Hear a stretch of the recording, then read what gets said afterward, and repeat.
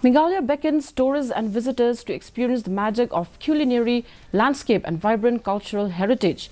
The Department of Tourism, Government of Meghalaya organized the Hills on a Plate Food Fiesta, an exploration of Meghalaya's variety of cuisines and cultural tapestry at Watts Lake, Shillong. Meghalaya Chief Secretary D.P. Watlang inaugurated the Fiesta yesterday. Addressing the gathering, the Chief Secretary appreciated the Tourism Department for taking up the initiative to encourage people to come and participate in such an event where the culinary talents of the people of the state can be well displayed.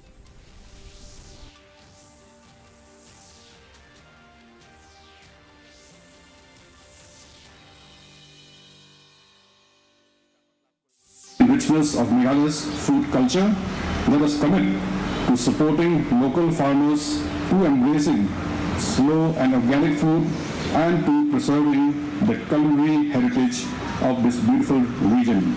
I'm very happy that Meghalaya Tourism has encouraged this festival as given by the introduction, and I'm sure that in a few years' time we will see the local chefs come up to the national standards